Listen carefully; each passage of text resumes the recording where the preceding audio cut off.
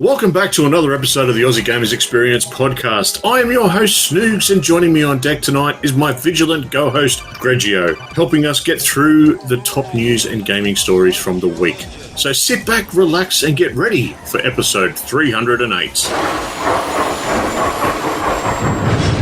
Whoa, this is the Aussie Gamers Experience podcast, the show with irreverent live listeners, raging hosts, and eventually conversation about the best and the worst of the video games industry. So, all that you're required to do now is to pick up your poison of choice. Expect the best, but prepare for the worst, and above all, enjoy the show.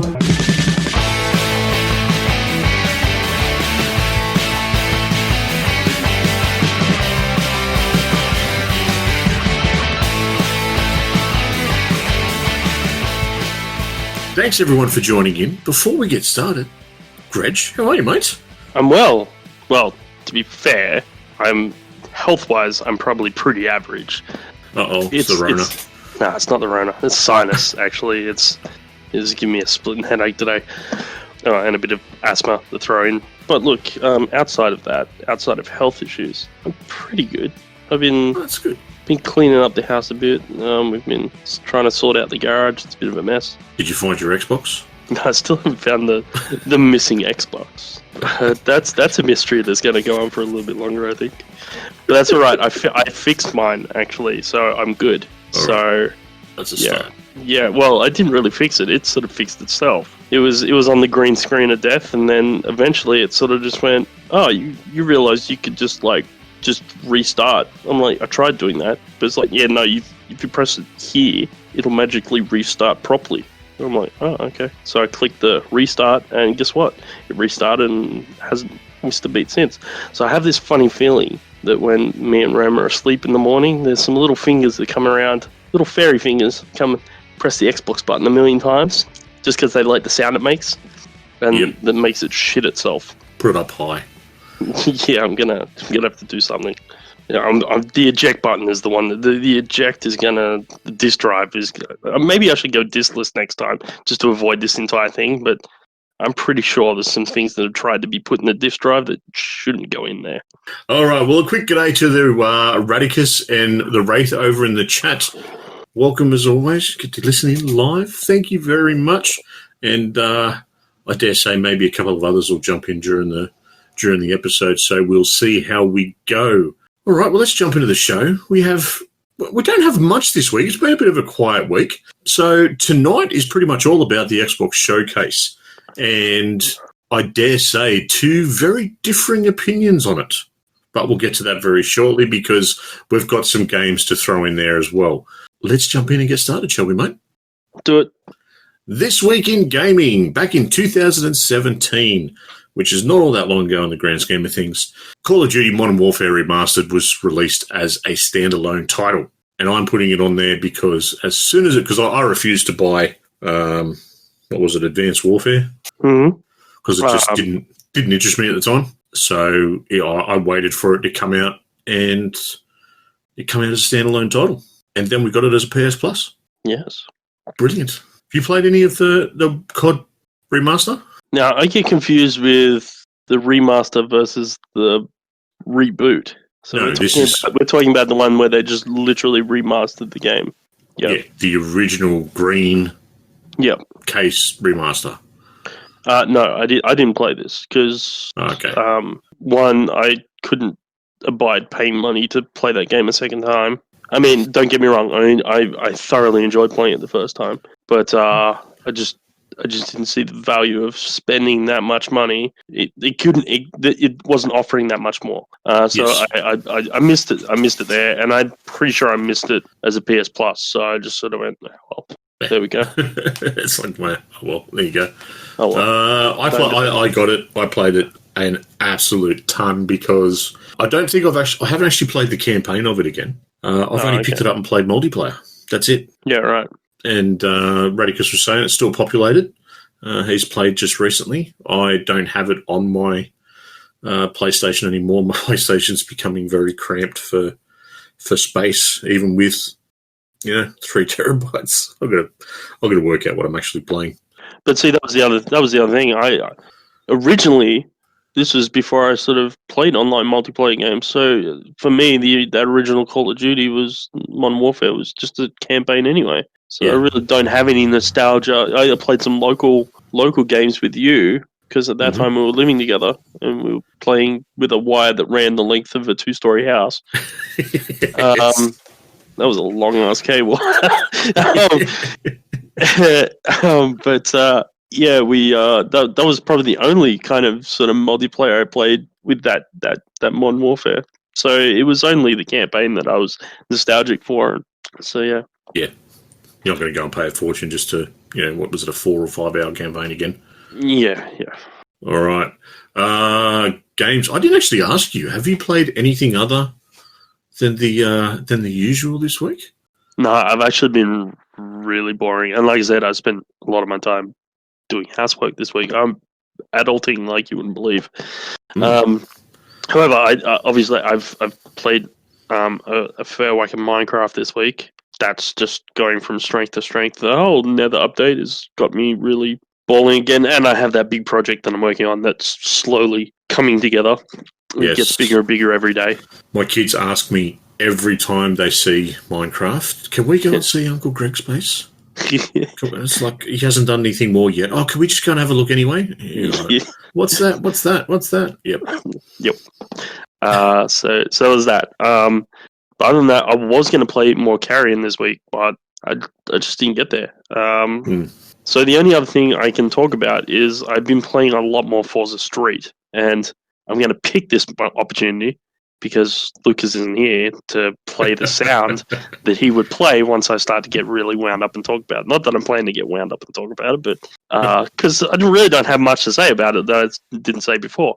But I'm still enjoying it. I'm still collecting cars. I'm still doing my thing in that. Like I said, I think it's an incredibly good free to play game. I have to give them credit where credit is due. This is the kind of game that would smack of microtransactions like you wouldn't believe. But it is so generous with everything that I haven't even considered.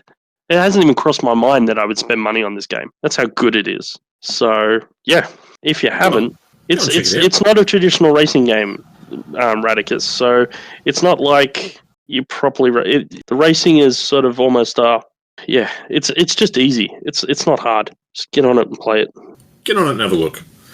Yeah. All right. Well, I've played a lot of Minecraft as well.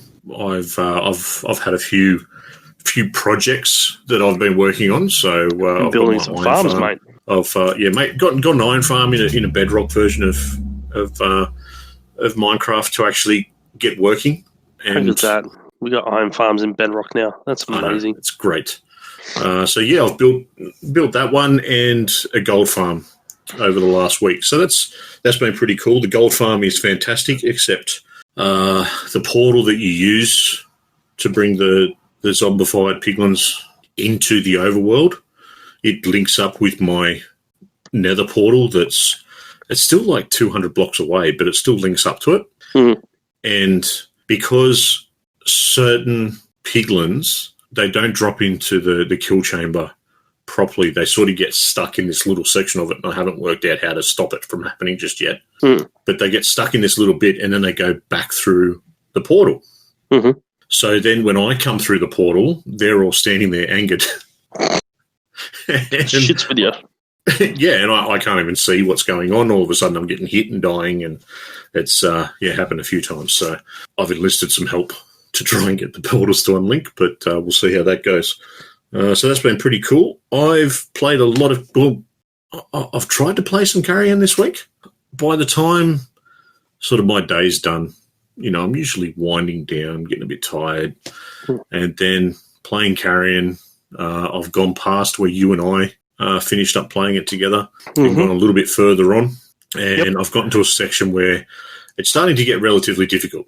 Yeah, right. And whether it's relatively difficult because I just suck, which is a high possibility, or it's just because I'm tired. I was streaming it the other night where I went, you know what, I'm done, and I turned it off. Yeah, right. I just got to the point where I went, I'm too tired. I'm sorry if anyone's watching. I'll see you all next time. And I shut everything down and I went to bed. So that's an interesting concept, because when we played it the other day, like you said, we played a good chunk of that game. Yeah. Nowhere did I ever feel like it was difficult. Yep. Like, well, this is a section, couple right? times I died, but that was more I was just testing what I had to achieve. Yeah. And just failing. Yeah. Like, because I didn't understand what it was I had to do, kind of thing. And then when I died, and I was like, now I get it. Yeah, I get there. No. Well, this is a section where you've got to... So you unload your mass until you're the smallest, sort of like the first point. Yep.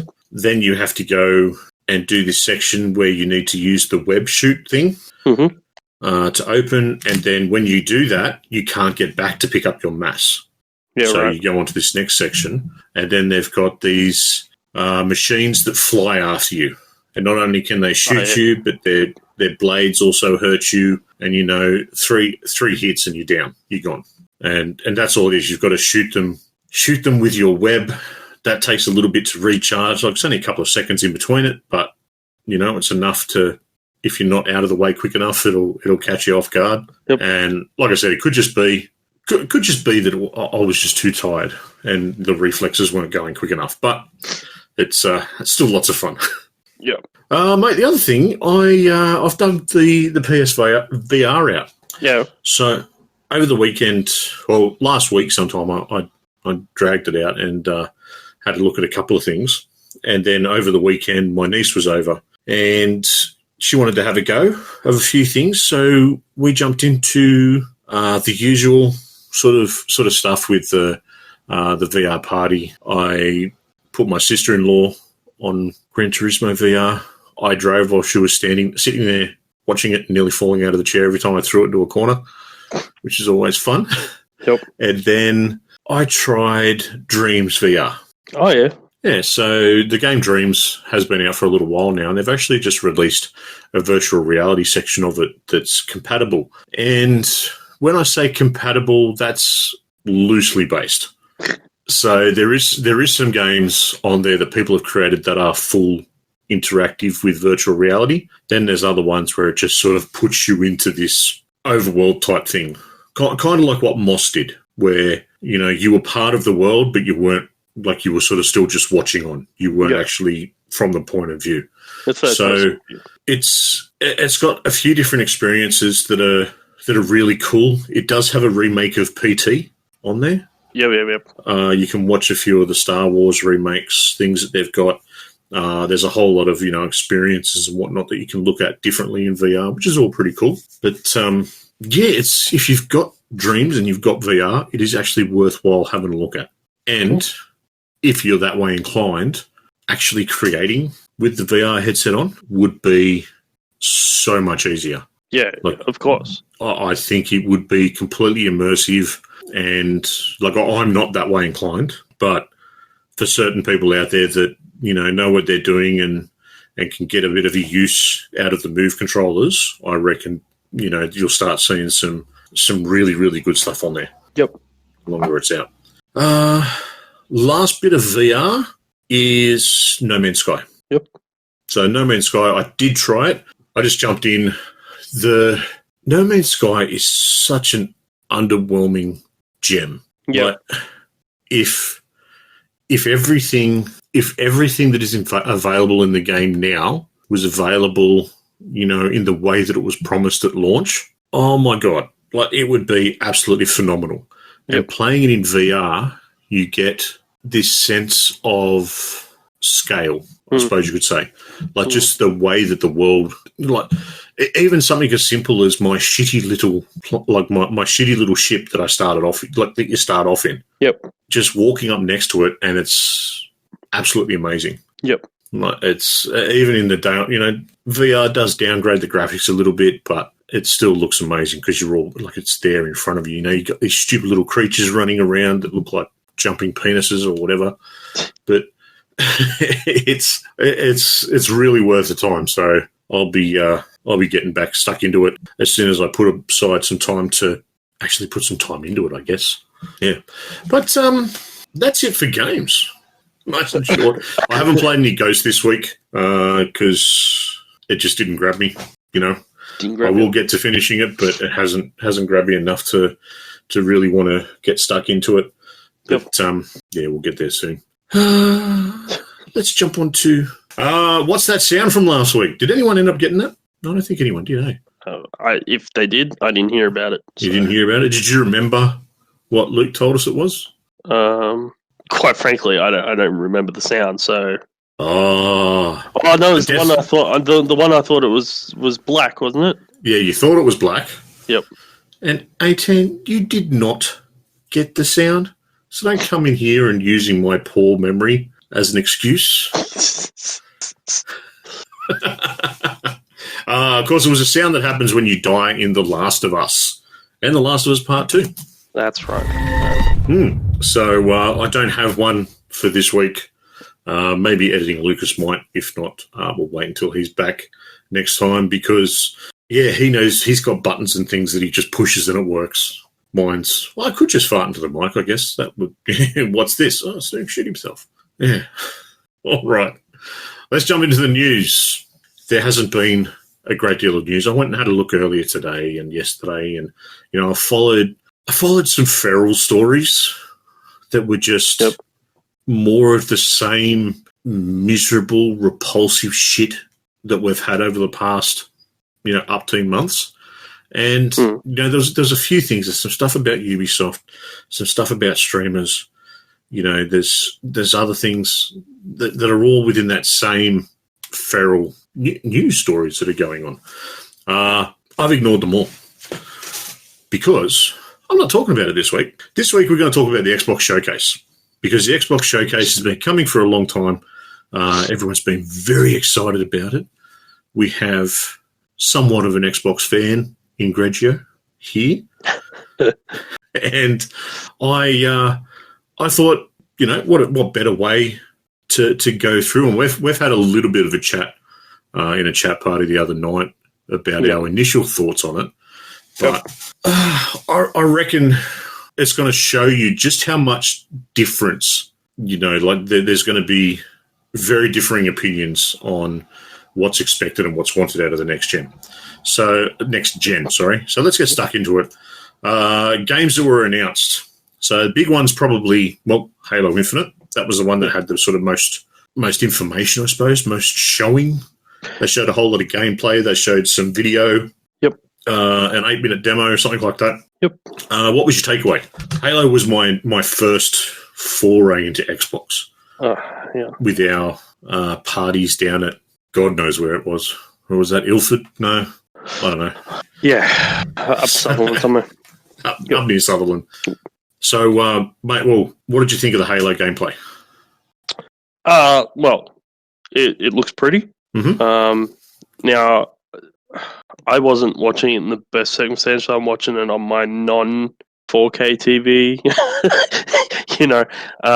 Watching it on probably a slower connection than I was hoping for. It was a little bit grainy for me, but I went back and I looked at some screenshots, some high definition screenshots of them, and the detail in some of those shots is just phenomenal. Like, especially in the videos, especially you got the brute leader who's taunting and calling out to, Mastercheap, saying, "All right, I'm ready for you. Come at me, bro."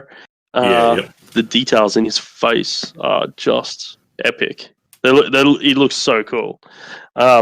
So obviously we've got to feel this is a nice open world game. So they're changing up the style of game that Halo is this time around, but obviously they're trying to do it a bit softly, because you look at it and the sights and sounds are very combat evolved. Yes. The aesthetic of it is very original Halo. It looks cool. It feels nostalgic, even though it's going to be a completely different type of game, I think. Hopefully not too different. I'm hoping the combat will be the same. It'll just be, obviously, you'll be working from a hub and moving. There was moving through missions and whatnot. I've read a whole lot of information on Halo because Halo is probably probably my main draw card towards Xbox. Yep. And it's a series that I have enjoyed, and let's face it, it's a shooter. it's always been fun. I like the story behind it as well, and plus I've got the nostalgia of massive LAN parties playing the original 2. So it's always had that sort of soft spot for me. So checking into a whole lot of it, it was running on a PC. It wasn't running on a Series X. Halo Infinite was originally slated as an Xbox One title. It was then pushed out to be a Series X release title. So that's why but they're still releasing it on the Xbox One. So there's a couple of limitations in there with the Xbox One. The full open world was actually pulled back in.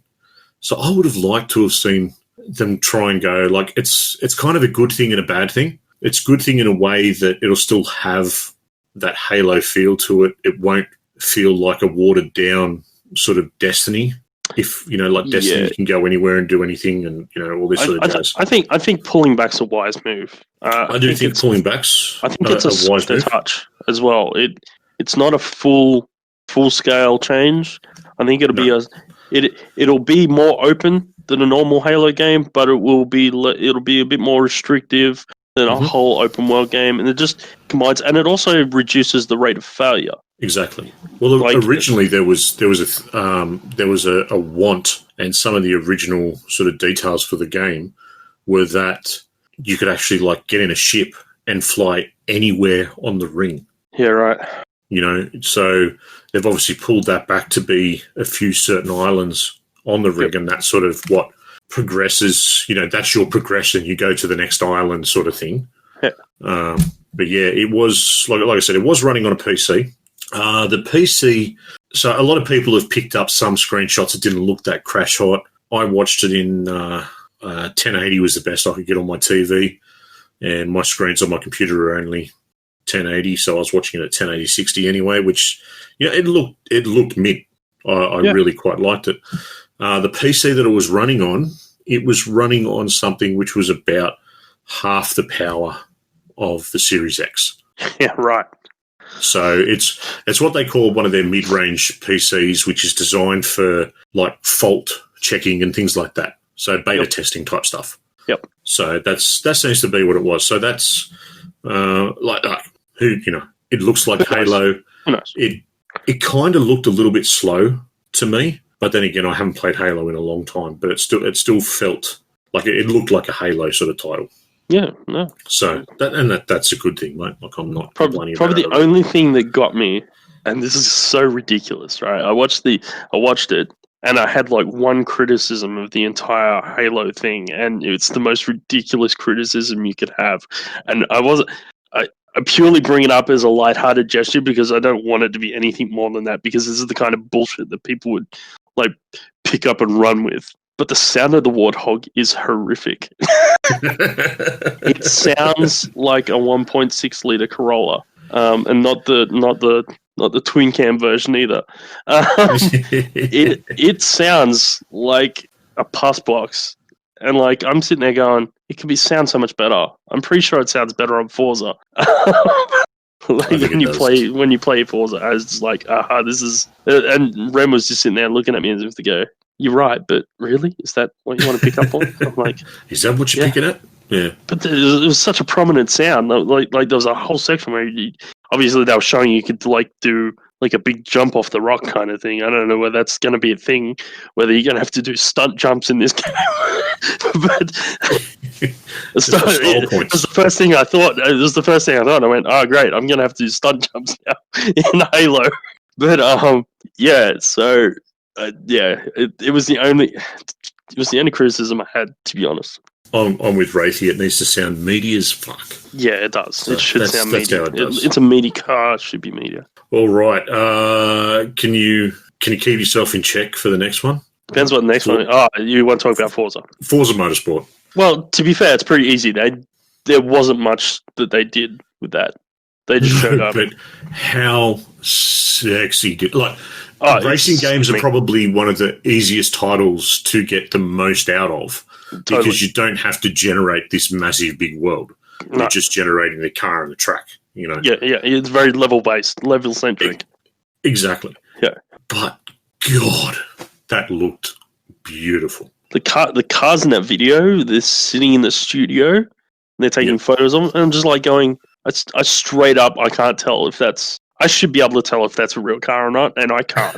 I straight up can't tell.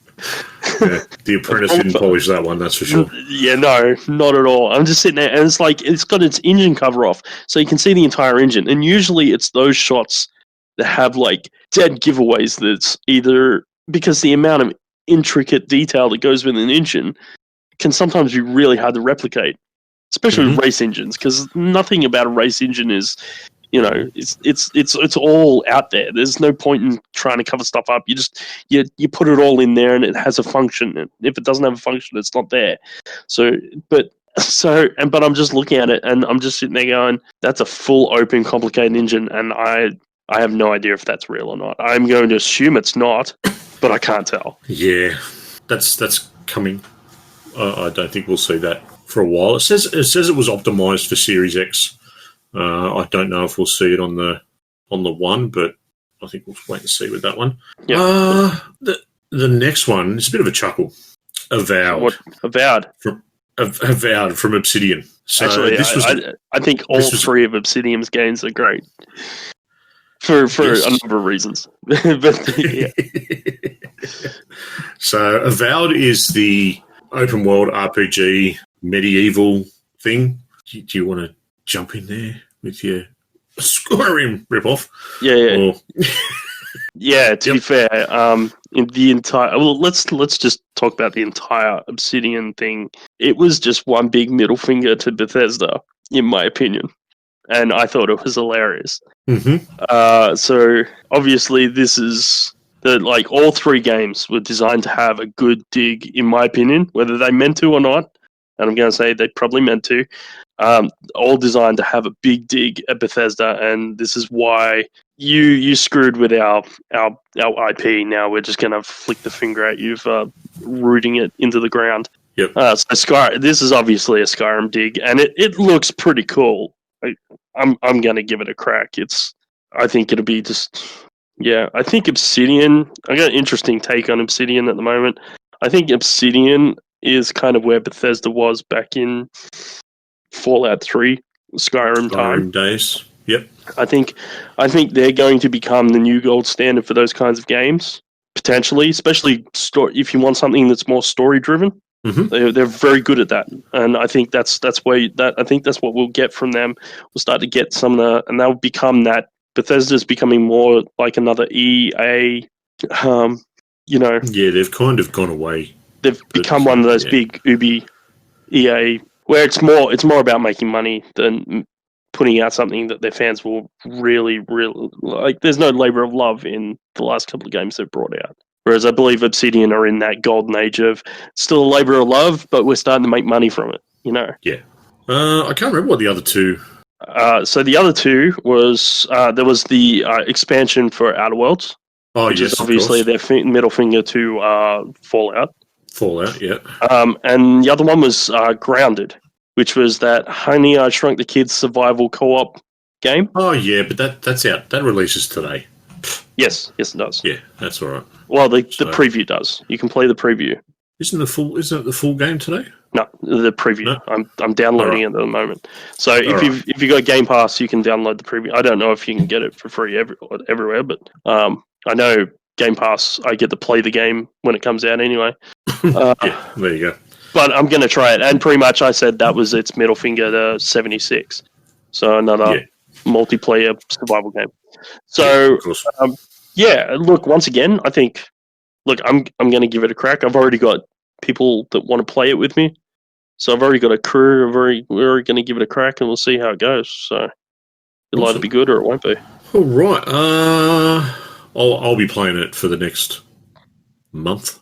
I think I've got a month left on my subscription. All right. Yeah, spiders. Yeah, fuck spiders. That's right. All right.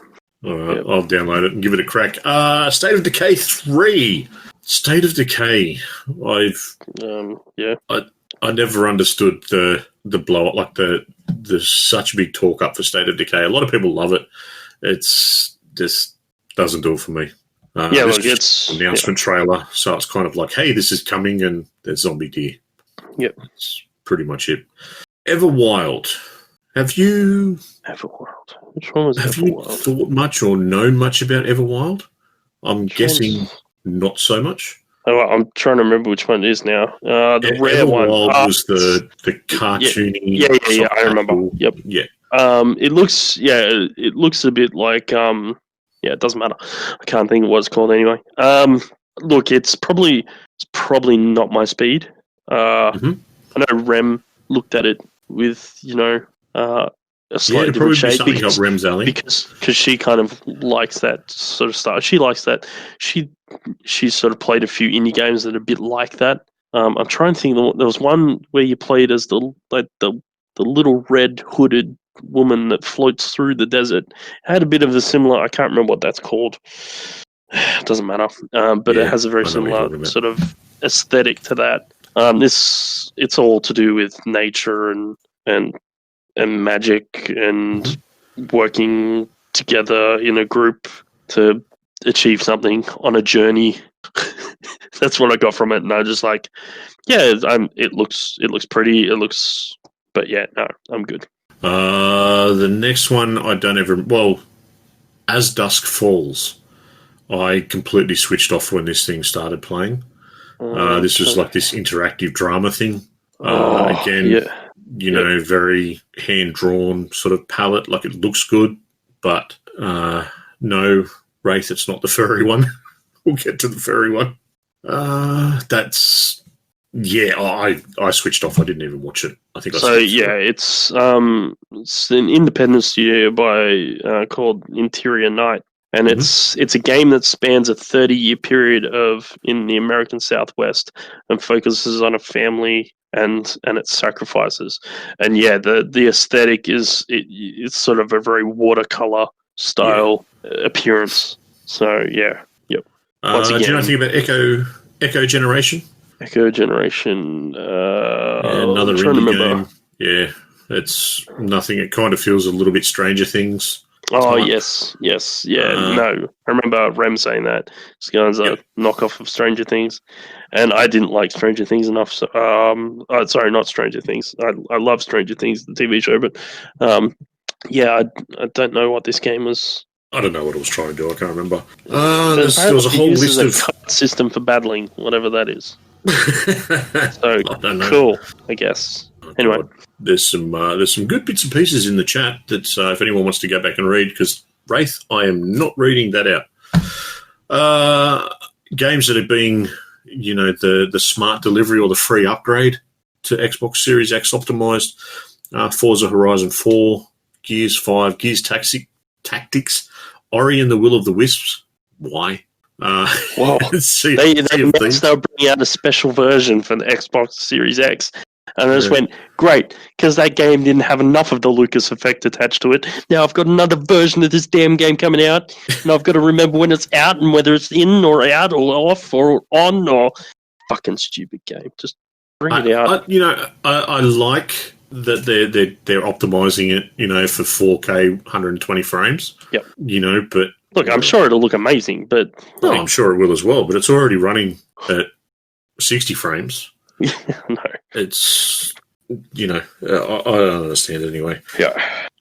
Tell Me Wise, Chapter 1, which is another one of these interactive stories. I don't know a whole lot about it. Some of the stuff, Tetris Effect. Wow. What? Who gives a shit? I was not kind to that. What are we watching? And I went, holy crap, it's Tetris. It's Tetris, and it's a multiplayer online game now. What? Yeah, there's been a few versions of it out already. I think you can download one on the Switch. That game is going to ruin friendships, destroy marriages, straight up. Exactly. I looked at Ram and she goes, we are not playing that game. I said, hell no. I said, one of us will do what the other one didn't want, and then that will be the end of it. We will not talk for a week. Stalker 2. I don't know a lot. I don't know a lot about Stalker, but Stalker 2 looked mint. It did. It did look good. I I spent the whole time trying to work out what it was, and then realized when they put it up, I went, "Oh, of course, Stalker. How could I forget Stalker?" I came up with a bunch of other names, but yeah, it does. It looks cool. I don't know anything about the original Stalker. I never played the first one. I just remembered it was kind of it was a bit like Fear. It was kind of a supernatural first-person shooter set in Chernobyl. Cool. And I think it's just obviously an extension of that. It looked like right up my alley, so I'll be keeping an eye out for that one. The next one is 100% up my alley. The Medium. Yeah, so this dual reality thing. Yep. It's very cool. So you've got sort of the supernatural world and the normal world, and you're playing on two different sides of it. It looks mind-bending. Yeah, it'd be interesting to see how that mechanic plays into the game, whether it's something you can change at will, or whether it's something that changes for you. There has been games similar with that sort of mechanic in the past, where you've had to change at will to solve puzzles. Or like Dishonored 2 was the last one that I remember. Oh, that's probably one that, I've played a bit of that. But, where you sort of, you change to, get behind a locked door or to get past something. And, it's always been a good idea. Yep. I'm keen to see a bit more about that. Yeah. But this is, we did hear about this last E3. This is part of that anthology of sort of thriller horror games that Xbox would bring out. So last year, it was the one based on the ship. You remember? It was like a ghost ship. No. Anyway, so there was a bunch. There was like it's an anthology of games, and The Medium is the next one in that game. It's an anthology. So I can't remember what it was called, but I think it was a ship, or maybe the ship one was another one.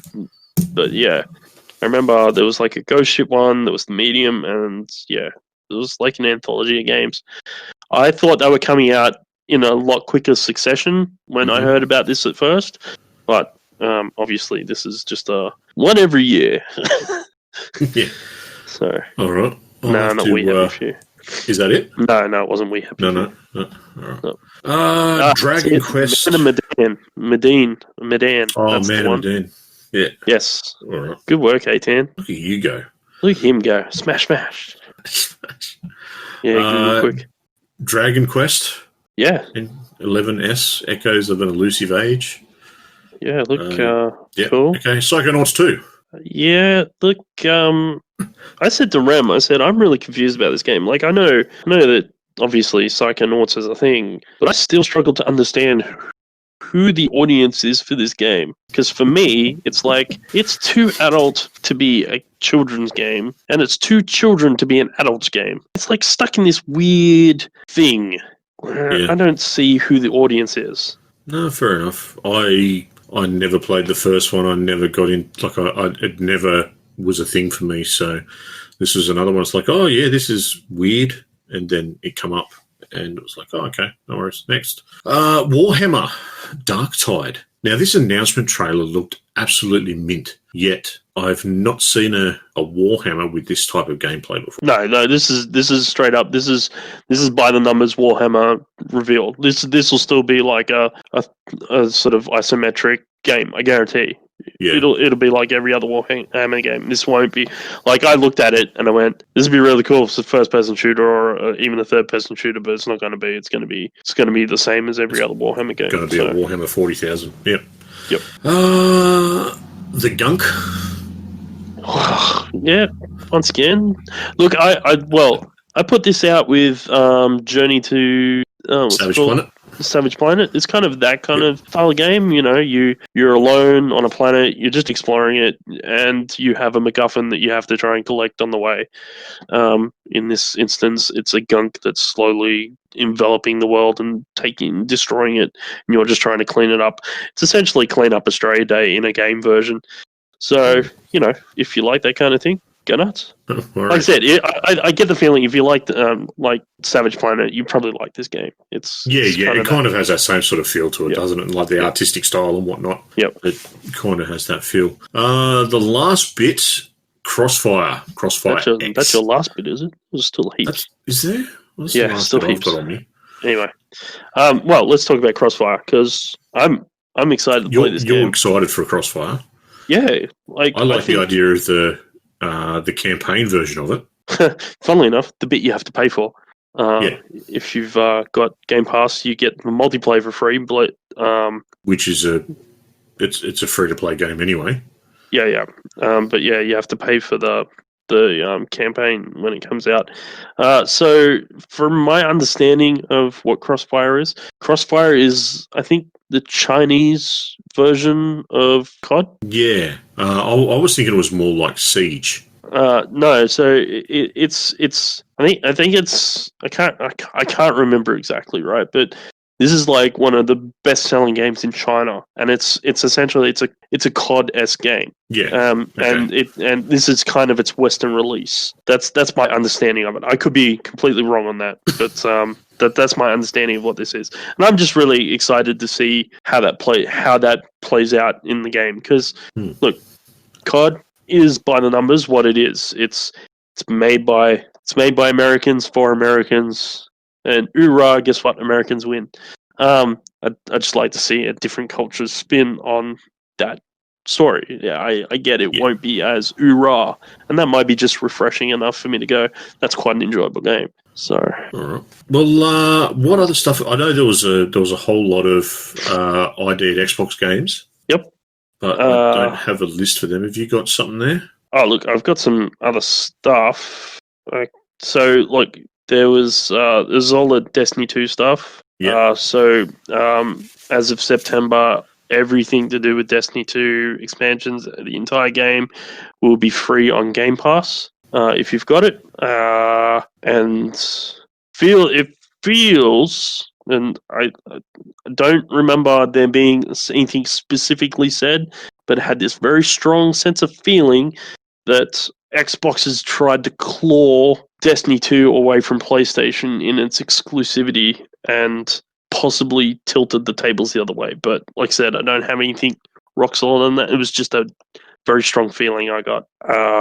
So, Well, there was some exclusivity with PlayStation, but I think that's finished now, isn't it? I think so. So this might be just the offer was back on the table and maybe Xbox got the deal. I don't know. It just had that strong feeling to me. Anyway, there was Phantasy Star Online 2, which is it's a JRPG, but feels like it's trying to be very accessible to people that aren't used to JRPGs. That's what I got from that. You forgot about Senua's Saga. Hellblade 2? Yeah, because there was nothing new. They just said, yeah, we're working on it. We can't wait to show you. Okay, thanks. Sure. I just thought it was interesting. Anyway, Sacrifice Blade 2 is coming. And yes, I've now got a new game to call Sacrifice Blade 2. And Fable. We're getting Fable. No, I was gonna get to Fable after after there was anything that you had to come up with. Yes, Fable has been shown, teased even. Yep. Did you play a lot of Fable? No, I haven't played a lot of Fable. It's probably one of those things, and you know what spun me out the most? It's who's made it. Are you aware of who made it? No, I can't remember off the top of my head. Playground Games. Oh, that's right, yes. Which, I was like, what? What? That's not what they do. Yeah, but they would have had, full access to everything internal for the Xbox for a long time. Oh yeah, totally. I mean, I've got to have something to do in between Horizon games, but that is a big shift. Like when you're the guys that make probably the number one racing game for a console, and that's what you've been doing for like the last 8 years. Yeah, and all of a sudden they're just like, hey, we also made Fable. You're like, here, everyone's been screaming for another Fable, so to speak. So let's do one. Look, the reveal trailer for Fable looked absolutely amazing. It's pretty as. It's very pretty, and Radicus, jump in if there's anything you want to say about it. I've never played a Fable. Yeah, Thorncliffe played an absolute ton, and growing up. When we were sort of, he was late teens, I was early 20s. He had an Xbox, I had the PlayStation. So that's where, he had Fable was his game. And, the sort of shit he used to talk about He absolutely adored it. So that's always good to see. There's a good following out there. Radicus has said he loves the story and the humour. I've heard lots about the humour. It was just one of those games that when it was new, when it was fresh, I didn't play. And going back to play it, it just felt old and clunky, so I didn't bother. Yeah. Yeah, similar with me. It was just came out at a time where I was into different things. So, but this time round, it'll be on Game Pass, so I'll be able to play it. So, we had to give it a crack. and that's the beauty. Like 90% of the games that were shown at the showcase are all going to be on Game Pass. Exactly. So, what was your overall feel for the show? So, initially, it was pretty superficial. I kind of just went, cool. So, regardless of how that went, I now have literally watched my entire collection of games just get bigger because I can play all those games as soon as they come out. With a bit of reflection and probably taking in a little bit more of what's been said in the lead up and in the last little while, feel like Xbox. So we're all sitting here comparing Xbox and PlayStation, and we're expecting a straight out comparison. And I'm starting to really get the feeling and the sense that we're wasting our time. 100% we are. Because there is no such thing as a console war anymore. No, there's not. And I think you need to start listening to Phil Spencer when he turns around and says PlayStation is not our main competitor anymore. He does not see that Xbox and PlayStation are in the same sphere anymore. And I think this lends itself to showing that more, that what they want is they're not out to sell a console anymore. They're out to sell a platform. They're out to sell a brand. They don't care what you play it on, whether it be PC, Series X, One X, or S, Lockhart, whatever it is. They don't care. As long as you're playing on Xbox as a brand, as a platform, that's all they care about. They will bring they want all the games that they can possibly amass. They don't necessarily have to be exclusives, but they have to be there, right? And they just want to give you as much content. They want to be a content platform. That's what they want to be. And that's why they have so many indie developers tied up, is because then they can put a massive content. They want content, and they want to give you as much content and as much choice on as much choice of platform as the consumer wants. And so they're no longer just fighting for market share of console buyers. They're fighting for market share of mobile players and PC players. And they're getting a larger chunk of a variety of demographics. And they're essentially selling a subscription now. Yeah, exactly. That's what they're moving towards. And that's what they want. I think he's trying to future-proof the Xbox platform from future. Well, he's going to create. He's going to be part of the race for providing games as a streaming service, because that's where it's going. So whereas PlayStation, I still feel as though I know a lot of people have turned around and said a lot about. There's still no exclusives. There's no big exclusives in the Xbox. And I'm going, well, to be fair, most of them haven't had a chance to jump ship. And I think the consoles are probably close enough now where those kind of choices were probably safe bets for the companies that are making them. Turn around and went, well, the consoles are pretty similar. There's not a great deal between them. So let's just stick with what we know. Mm-hmm. And if something changes, we can always jump ship. There's nothing stopping us from jumping ship. See, one of the big things that concerns me, like selling this as a game service or as a subscription service, streaming service and all that sort of stuff. Being that we're in Australia, a streaming service just doesn't work for games. We don't have the infrastructure. Thanks to the government, we're only just now rolling out gigabit plans.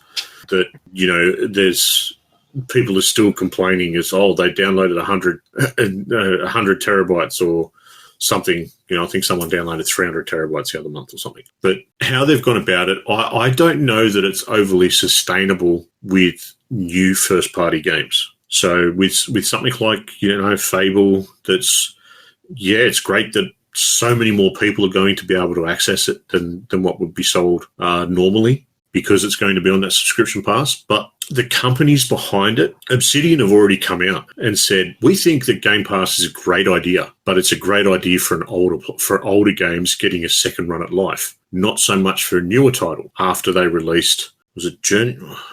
The Outer Worlds. Outer Worlds. That's because all these people played it, but people would just they were just testing the waters with it. They didn't finish it. Only a handful of people actually went and bought the game. So it was a bit of an issue for them, being that they're a company, they're trying to keep people employed, so that sort of service wasn't, things may have changed. I don't know anything in the background, but I don't know how sustainable that is.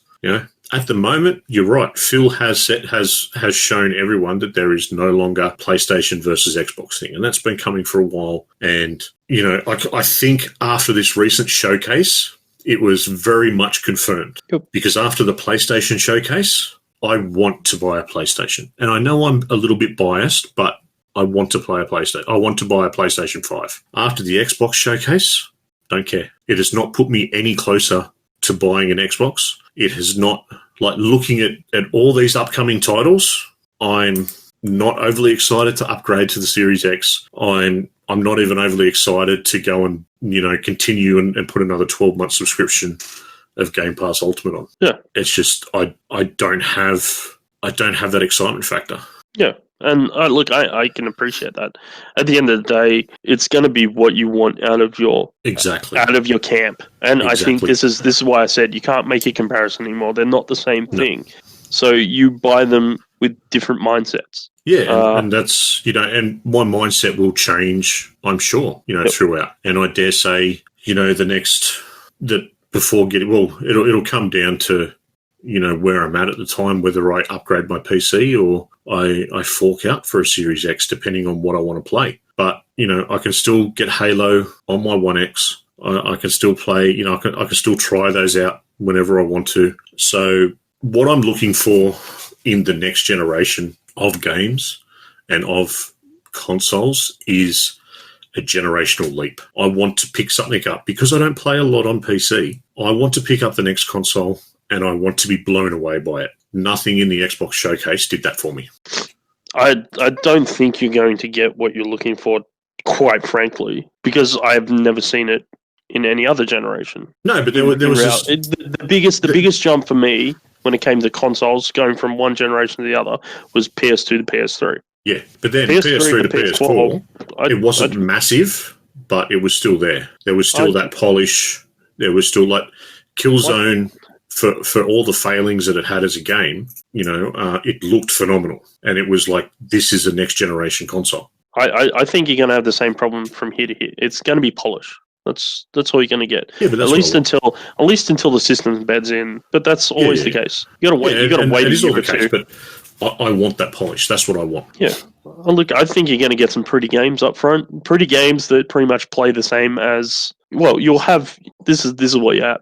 Yeah, they're games that play phenomenally, that you're not used to having that level of gameplay ability that look similar to what you've got now. Or you'll have games that are ridiculously beautiful to play just like games you've got now. Until they work out how to do both. And they will, eventually. They will eventually. All I know is, look, I'm excited to see what happens. It's just that, my head is very much pointed in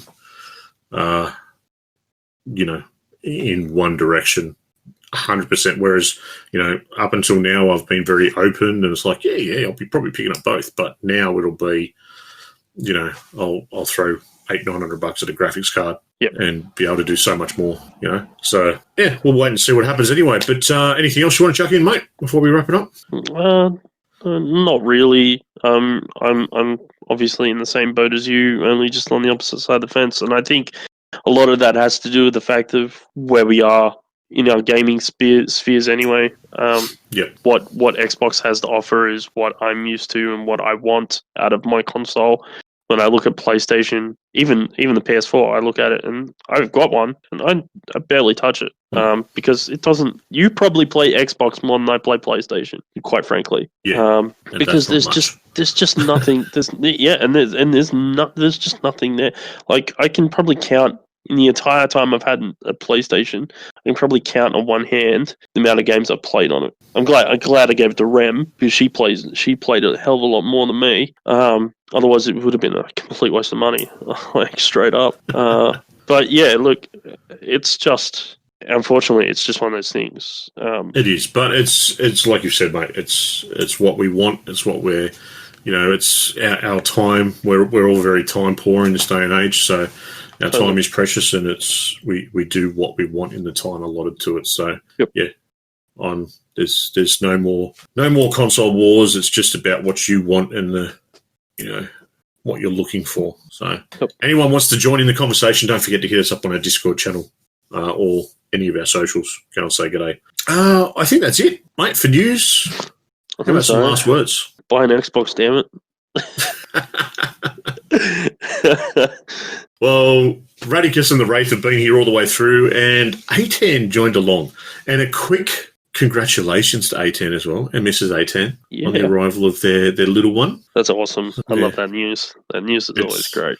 That news is always good, because now you will feel our pain. You feel our pain, you'll feel our love. Yes. You now realise that there is actually something that you can love far greater than anything else in this world. Yes, it's a scary realisation, I tell you what. Something so little, and you realise you'd quite quickly take a bullet for it. Yep. Yeah, that's good, mate. Congratulations to you and the little family now. Beautiful stuff, mate. Any other last words, Greg? I don't believe so. Stay safe, stay healthy. Watch out for the Rona next week. Stay away from Rona, and we'll catch you next week, won't we? We shall. All right. While you guys are bouncing around, Aussie Gamers TV and Snooger Vision over on Twitch, make sure you come and say g'day. I am closing in on 200 followers on Twitch, which doesn't sound like a lot, but for me, it's awesome.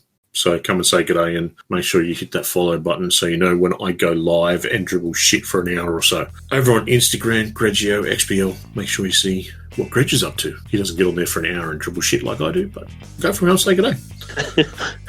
I put up a picture and then I leave a rant underneath, which you have the option of reading or don't read. Yeah, just like the picture and move on. You can like the picture and move on, or you can sit and read the thoughts that were going through my head at the time that I placed it, which sometimes can be hilarious or scary or just downright boring. Or a little bit of both.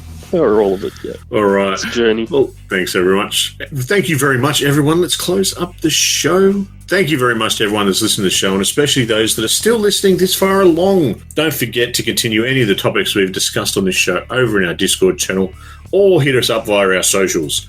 While you're at it, hit up our website, www.theagexp.com. Links, as always, are in the podcast show notes and descriptions. That is all from me. I have been Snoogs. And I have been Grejio.